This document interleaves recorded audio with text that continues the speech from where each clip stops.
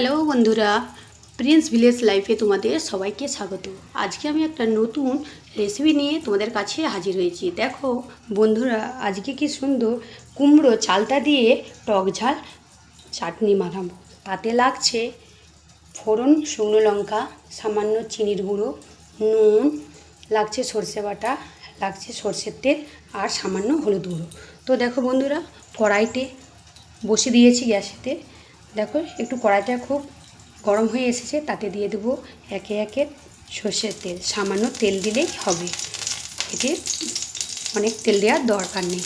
দেখো বন্ধুরা, তেলটা গরম হয়ে আসছে, তাতে একে একে দিয়ে দেবো শুকনো লঙ্কা আর দিয়ে দেবো ফোড়ন। দেখো বন্ধুরা, ফোড়নটা একটু তেলে দেওয়া মাত্র একটা সুন্দর গন্ধ বেরোবে এবং এতে দিয়ে দেব সেই আগে থেকে কুমড়ো চালটা সেদ্ধ করা ছিল, সেটা দিয়ে দেবো এতে।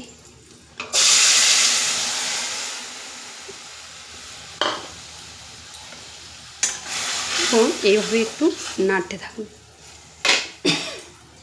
বন্ধুরা, তোমরা চাইলেও কেউ যদি একটু বেশি পরিমাণে জল দিয়ে রান্না করতে পারো, তাতেও জল দিতে অসুবিধে নেই। তাতে একে একে দিয়ে দেব হলুদ গুঁড়ো,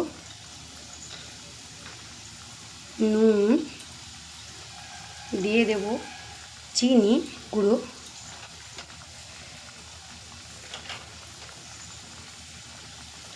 তোমরা যদি কেউ বিনা চিনিতেও রান্না করতে পারো, কেউ তাতেও খেতে সুসুন্দরই লাগবে।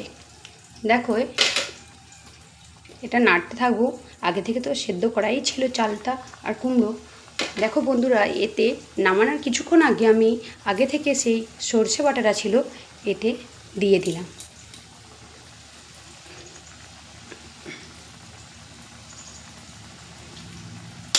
দেখো বন্ধুরা, সর্ষেটা দেওয়ার সাথে সাথে কালারটা কত সুন্দর হয়ে গেছে।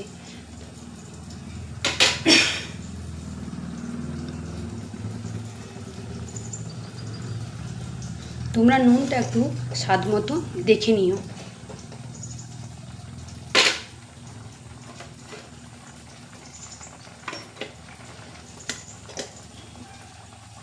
তোমরা চাইলে এটাকে একটু ক্র্যাশ করে দিতে, একটু ভেঙে দিতে পারো। আমি খুন্তির সাহায্যেই কুমড়োগুলোকে একটু ভেঙে দিচ্ছি। তোমরা চাইলে অন্য কিছু দিয়েও এটা ভেঙে নিতে পারো।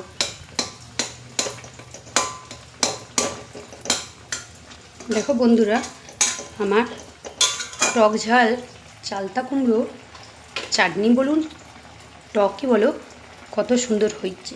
দেখো বন্ধুরা, আমার অবশেষে রান্নাটা হয়ে গেছে।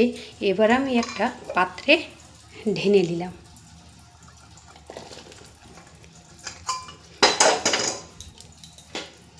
দেখো বন্ধুরা, কত সুন্দর দেখতে, যত না সুন্দর লাগছে খেতে ততটাই টেস্টি লাগবে। বন্ধুরা, এই রান্নাটা ভালো লাগলে শেয়ার আর লাইক করে দিবেন। ধন্যবাদ।